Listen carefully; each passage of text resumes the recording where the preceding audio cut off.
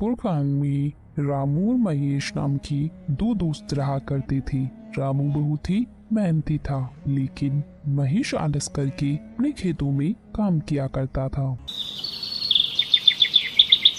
अरे वाह रामू, मैंने सुना है इस साल तुम्हारी बहुत ही अच्छी फसल हुई है। हाँ काका, इस बार मेरी बहुत अच्छी फसल हुई है। फसल बेचने पर मुझे बहुत अच्छा मुनाफा होगा। बेटा, तुम्हारे खेत में कुल कितनी बोरी फसल हुई है? काका, 5 एकड़ जमीन पर कुल 150 बोरी हुई है। ठीक है काका, चलो अब मैं चलता हूँ, मुझे आज अनाज को बेचने के लिए जाना है। ऐसा कहकर रामू वहाँ से चला जाता है। तभी थोड़ी देर बाद महेश भी वहाँ से अपने खेतों की ओर जा रहा था। अरे महेश बेटा, कहाँ जा रहे हो? काका, खेत में फसल की बोरियां आज सुबह जल्दी जाकर मैंने भर दी थी, अब उन्हीं को लेने जा रहा हूँ। महेश बेटा, तुम्हारे पास भी 5 एकड़ जमीन है ना? तो तुम्हारे खेत में इस बार कितनी फसल की बोरियां हुई है? हाँ काका, मेरे पास 5 एकड़ जमीन है और मेरी जमीन पर इस बार 1 एकड़ में 20 बोरियां हुई हैं, तो 5 एकड़ की 100 बोरियां हुई है। क्यों महेश बेटा, तुम्हारे खेत में 100 बोरी की फसल ही क्यों हुई है? तुम्हें पता है तुम्हारा दोस्त जो रामू है, उसके पास भी 5 एकड़ जमीन है। उसकी जमीन पर 150 बोरियों का अनाज हुआ है, जबकि जहां तुम दोनों के खेत है उधर के इलाके की जमीन तो एक जैसी ही है। क्या कहा? मेरे दोस्त रामू के खेत में इस बार 150 बोरियां की फसल हुई है, लेकिन उसने तो मुझे बताया ही नहीं। ठीक है काका, चलो मैं चलता हूँ। फिर शाम को महेश अपनी फसल बेचकर अपने घर लौट जाता है। घर पहुंचकर महेश फसल के बारे में सारी बात अपनी पत्नी को बताता है। मुझे पता है आपको 50 बोरियों का नुकसान क्यों हुआ है, क्योंकि आप अपने दोस्त रामू की तरह मेहनत नहीं करते, इसलिए आपको 50 बोरियों का नुकसान हुआ है। क्योंकि आपका जब मन होता है आप जब भी खेत जाते हो, और अगर ऐसा ही रहा तो कैसे चलेगा? अरे तू भाग्यवान, इसमें मेरी भी क्या गलती है? मुझसे जितना होता है मैं वो सब कर लेता हूँ। अब मुझे तुम ही बताओ, मैं इसके अलावा क्या करूँ? आज आप अपनी जमीन को बेच दो और रामू के पास वाली जमीन को खरीद लो। अगर रामू की जमीन 5 एकड़ है तो आप भी पूरी 5 एकड़ जमीन को खरीद लो और रामू से कहो कि अब अपन दोनों पूरे 10 एकड़ जमीन पर साथ मिलकर काम करेंगे और जो भी मुनाफा होगा दोनों बराबर बांट लेंगे। हाँ, तुम ये बात बिल्कुल सही कह रही हो। मैं कल ही रामू के पास जाकर इस बारे में बात करूँगा, और मुझे जहाँ तक पता है रामू मेरी इस बात को टालेगा नहीं। फिर अगले दिन सुबह होने पर महेश अपने दोस्त रामू की यहाँ जाता है। और भाई रामू, कैसे हो तुम? महेश भाई, मैं अच्छा हूँ, तुम बताओ, तुम सुबह सुबह यहाँ कैसे आ गए? रामू, अपन दोनों बचपन के बहुत अच्छे दोस्त हैं, तो मैं सोच रहा था कि मेरी जमीन को मैं बेच दूं और तुम्हारी जमीन के पास ही जमीन खरीद लूं, वो भी तुम्हारी जमीन के बराबर, पूरी 5 एकड़। हाँ हाँ महेश भाई, खरीद लो, ये तो बहुत ही अच्छी बात है। मुझे भी मेरा एक अच्छा पड़ोसी मिल जाएगा। लेकिन रामू, अगर तुम्हें ऐतराज ना हो तो अपन दोनों मिलकर तुम्हारी और मेरी जमीन पर खेती करें, क्योंकि दोनों अलग अलग मेहनत करने से अच्छा है दोनों एक जगह ही मेहनत करें। इससे अपन दोनों को अच्छा मुनाफा भी होगा। हाँ हाँ महेश भाई, मुझे इस बात से कोई एतराज नहीं है। चलो अपन सेठ मनीराम के यहाँ चलकर जमीन को खरीदने और बेचने की बात करते हैं, क्योंकि मेरे खेत के पास की जमीन सेठ मनीराम की है। फिर दोनों सेठ मनीराम के पास चले जाते हैं। सेठ जी, रामू के पास वाली जो जमीन आपकी है, मुझे उस जमीन को खरीदना है। तो खरीद लो, हमने कब मना किया है, लेकिन जमीन खरीदने के लिए पैसे लेकर आए हो? दरअसल सेठ जी, बात ऐसी है कि मैं अपनी 5 एकड़ जमीन बेचना चाहता हूँ और रामू के पास वाली 5 एकड़ जमीन खरीदना चाहता हूँ। तो खरीद लो, मुझे कोई दिक्कत नहीं है, लेकिन मेरी जमीन के बदले मुझे तुम्हारी जमीन और 5,000 रुपए चाहिए। लेकिन सेठ जी, मेरी जमीन भी तो 5 एकड़ की है और आपकी जमीन भी तो 5 एकड़ की है, तो फिर आप मुझसे 5,000 रुपए और क्यों मांग रहे हो? देखो भाई महेश, जमीन की समय के हिसाब से कीमत होती है। अगर तुम्हें लेनी है तो 5,000 रुपए दे दो, वरना कोई बात नहीं। ठीक है सेठ जी, चलो आप 5,000 रुपए और ले लेना, लेकिन आपकी वो जमीन मुझे दे दो। फिर महेश सेठ मनीराम से उसकी जमीन खरीद लेता है। फिर ऐसे ही कुछ दिन बीतने के बाद सुनो भाई महेश, हमें कल से खेतों में हल चलाना होगा, इसलिए कल सुबह तुम तैयार रहना खेत जाने के लिए। अरे यार, हल चलाने में तो बहुत मेहनत लगती है, बैल के साथ साथ पूरे खेत में चलना पड़ता है। मुझे इस काम से बचने के लिए कोई ना कोई बहाना तो बनाना ही पड़ेगा। अरे सुनो भाई रामू, आज मेरी पत्नी के पिताजी का देहांत हो गया है और मुझे 12 दिन के लिए उनके वहाँ जाना पड़ेगा, और अगर मैं वहाँ नहीं गया तो अच्छा नहीं लगेगा। हाँ महेश भाई, ये बात तो सही है, वो तुम्हारे पिता समान है, तो तुम वहाँ चले जाना, तुम्हारे हिस्से का काम भी मैं ही कर लूँगा, तुम बेफिक्र होके चले जाओ। मुझे तो ऐसा लग रहा था कि तुम इस बात के लिए बिल्कुल नहीं मानोगे। तुम सच में मेरे बहुत अच्छे दोस्त हो। मैं 12 दिन बाद वापस आकर तुम्हारे साथ खेत में बहुत मेहनत करूँगा। फिर थोड़ी देर बाद महेश अपनी पत्नी के साथ उसके ससुराल चला जाता है, और इस बात से रामू बहुत परेशान हो जाता है। सुनो जी, आप इतनी परेशान क्यों नजर आ रहे हो? क्या हुआ, क्या बात है? अरे कुछ नहीं, महेश अपनी पत्नी के साथ उसके मायके गया है और खेत में बहुत काम पड़ा है। अरे तो आप परेशान मत होइए, वो जब तक नहीं आते मैं आपके साथ खेत में काम करवा दूंगी। फिर अगले ही दिन से रामू अपनी पत्नी राखी के साथ मिलकर खेतों में हल चलाने का काम शुरू कर देता है। फिर कुछ दिन बीतने के बाद रामू महेश के यहाँ जाता है। सुनो भाई महेश, बारिश के दिन चालू हो गए हैं और थोड़ी थोड़ी बारिश भी आने लगी है, तो मैं सोच रहा हूँ अपन दोनों मिलकर बारिश के पानी के जाने के लिए रास्ता बना दें। अगर अपन पानी के जाने के लिए रास्ता बना देंगे तो अपने खेत में बारिश का पानी एक जगह जमा नहीं होगा। अरे लेकिन रामू भाई, मुझे आज बहुत जरूरी काम है। अरे क्या हुआ महेश भाई, इस समय तुम्हें ऐसा कौन सा जरूरी काम आ गया? अरे हाँ, मैं तुम्हें बताना तो भूल ही गया था। मुझे तुम्हारी भाभी को लेकर शहर में डॉक्टर के यहाँ जाना है, क्योंकि 2-3 दिन से तुम्हारी भाभी की तबीयत बहुत खराब चल रही है। ठीक है महेश, तुम चले जाना, मैं यहाँ का सारा कामकाज देख लूंगा। फिर महेश अपने मन में सोचता है, अरे वाह, ये तो मेरी इतनी जल्दी ही बात मान गया, मेरे हिस्से का काम भी करने के लिए तैयार हो गया।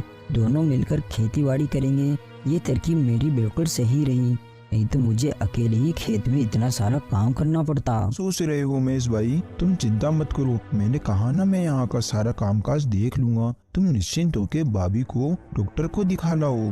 वही तो मैं सोच रहा हूँ कि सारे कामकाज तुम्हारे ऊपर छोड़कर शहर जाना मुझे बिल्कुल अच्छा नहीं लग रहा, मगर क्या करूँ, जाना तो पड़ेगा ही। फिर महेश अपनी पत्नी को लेकर शहर चला जाता है, और दूसरी ओर रामू बारिश में भीगता हुआ अपने खेत में बारिश के पानी को जाने के लिए रास्ता बनाने लगता है। फिर रात होने पर सुनो जी, मुझे ऐसा लगता है जब अपने खेत में कोई काम नहीं होता तो आपका दोस्त महेश घर पर ही रहता है, और जैसे ही आपको खेत में कोई काम होता है वो कोई ना कोई बहाना बना लेता है। मेरा शक बिल्कुल सही है, वो जानबूझकर बहाने बनाता है और शहर चला जाता है। ये तुम क्या बोल रही हो? तुम ऐसा बोलकर मेरे और मेरे दोस्त के बीच झगड़ा करवाना चाहती हो? वो मेरा बचपन का दोस्त है, वो मुझे कभी धोखा नहीं दे सकता। आपको मेरी बातों पर बिल्कुल भी विश्वास नहीं है ना? देख लेना, कुछ ही दिनों में आपको सच का पता चल ही जाएगा। फिर ऐसे ही कुछ दिन बीतने के बाद फसल तैयार हो जाती है। महेश भाई, चलो आज हमें फसल की कटाई करनी है, क्योंकि आज शाम को ही मुझे मेरी पत्नी के साथ शाली की शादी में जाना है, और आज फसल को नहीं काटा तो कल से फसल खराब होना शुरू हो जाएगी। हाँ हाँ रामू भाई, चलो आज अपन फसल को काट कर बोरियों में भर लेंगे। फिर वो दोनों खेत में चले जाते हैं और पूरी फसल को काटकर बोरियों में भर लेते हैं। ठीक है महेश भाई, अब अपन ने सारी फसल की बोरियां तो भर ली और अब शाम भी हो रही है, तो मैं शाली की शादी में जाने के लिए निकल रहा हूँ। तुम इन अनाज की बोरियों को बैलगाड़ी में भरकर अपने घर ले जाना। जब मैं कल आऊँगा तो अपन इस अनाज को मंडी में बेच आएंगे। अरे भाई तुम चिंता मत करो, जब मुझे काम था तो सारा काम तुमने अकेले ही किया था, और अब तुम्हें काम है तो मैं सारा काम अकेले ही कर लूँगा। तुम इस बात की बिल्कुल भी चिंता मत करो, मैं इन बोरियों को बैलगाड़ी में भरकर घर ले जाऊँगा। फिर महेश सारी फसल को बैलगाड़ी में भरकर घर ले आता है। सारी फसल को यहाँ क्यों लेकर आए हो? मंडी में बेचकर क्यों नहीं आए? वो क्या है ना, रामू उसकी शादी में गया है और वो कल सुबह तक लौटेगा। उसके आने के बाद ही हम इन बोरियों को मंडी में बेच आएंगे। चलो ये तो अच्छा है कि सारी बोरियां आप यहाँ लेकर आए हो। मेरे पास एक तरकीब है। बताओ बताओ क्या तरकीब है, और यहाँ फसल को लाना क्यों सही है? देखिए, आपका दोस्त कल सुबह तक नहीं आने वाला, और इतने में अपन इन सारी बोरियों को अपने घर के पीछे वाले कमरे में रख दे तो सारी फसल का पैसा केवल अपना होगा। हाँ ये बात तो तुम बिल्कुल सही कह रही हो, लेकिन अपन रामू को क्या बोलेंगे कि सारी फसल कहाँ गई? अरे इस बात की आप चिंता मत करो। कल सुबह जब आपका दोस्त फसल लेने के लिए आएगा तो बोल देना कि सारी बोरियां घर के बाहर ही रखी थी और पता नहीं यहाँ से कौन चुरा कर ले गया। बस इतना ही बोल देना। इसमें आपका दोस्त क्या ही कर पाएगा, वो कुछ नहीं बोलेगा। अरे वाह भाग्यवान, तुम कितनी अक्लमंद हो, तुम्हारा कितना दिमाग चलता है। मैं तो केवल खेत में काम करने से ही बच रहा था और तुमने तो सारी फसल को ही अपना बना लिया। वाह भाग्यवान वाह। आप इस काम में बिल्कुल भी देरी मत कीजिए। आप सारी बोरियों को बैलगाड़ी से उतारकर घर के बाहर ही रख दीजिए, ताकि गांव वाले भी देख सके कि बोरियां आपने घर के बाहर रखी है। फिर रात होने पर अपन दोनों मिलकर बोरियों को छुपा देंगे। फिर रात होने पर दोनों पति पत्नी मिलकर सारी बोरियों को घर के पीछे वाले कमरे में छुपा देती हैं। फिर अगले दिन सुबह होने पर रामू महेश के यहाँ आता है। अरे महेश भाई, तुमने सारी बोरियां कहाँ पर रखी है? चलो आज अपन उनको मंडी में बेच आते हैं।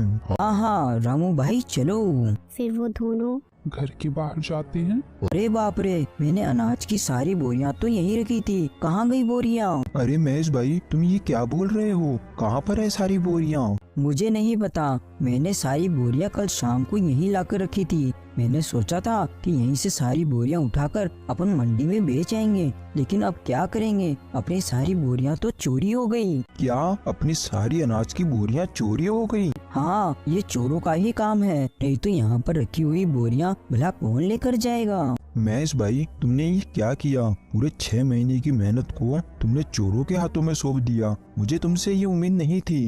अरे रामू भाई, ये तुम क्या बोल रहे हो? तुम तो ऐसे बोल रहे हो जैसे उस फसल में तुम्हारा अकेले का ही हिस्सा था और मैंने चोरों को जानबूझकर वो बोरियां जिसे हाथ में दे दी हो। उस फसल में मेरा भी तो हिस्सा था, नुकसान मेरा भी तो हुआ है। हाँ ये बात भी बिल्कुल सही है, चोर अपन दोनों का ही हिस्सा लेकर गए हैं। अपन दोनों को ही बहुत बड़ा भारी नुकसान हुआ है। चलो ठीक है, अब मैं अपने घर चलता हूँ। ऐसा कहकर रामू वहाँ से अपने घर चला जाता है। वो जाकर चुपचाप बैठ जाता है। क्या हुआ जी, आप इतने उदास क्यों नजर आ रहे हो? क्या बताऊं? मैं तुम्हें। फिर रामू अपनी पत्नी को सारी बात बता देता है।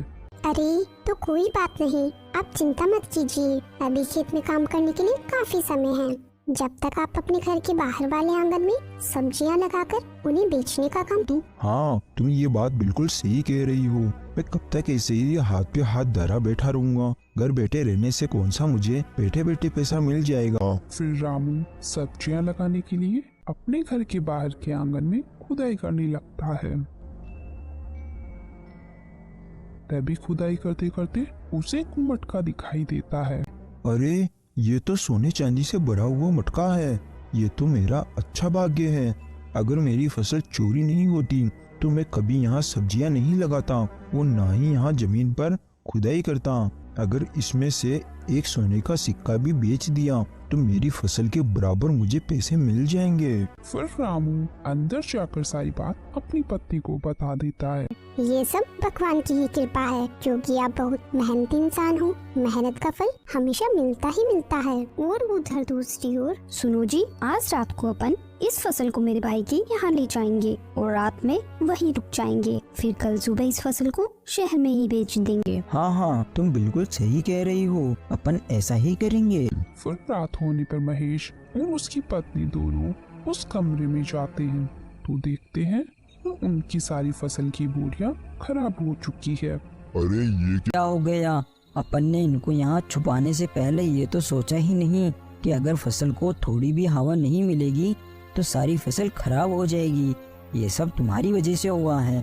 जो अपन को अपने हिस्से में मिलने वाला था अब तो वो भी नहीं मिलेगा। चला गया अब अपने हाथ से सब कुछ। अब क्या करेंगे अपन दोनों? हमारा सब बर्बाद हो गया अब। तो दोस्तों, हमें इस कहानी से यही सीख मिलती है कि हमें कभी भी किसी के साथ बुरा नहीं करना चाहिए, क्योंकि बुरा करने वालों के साथ बुरा ही होता है। वो रामू बहुत ही मेहनती आदमी था तो उसे उसकी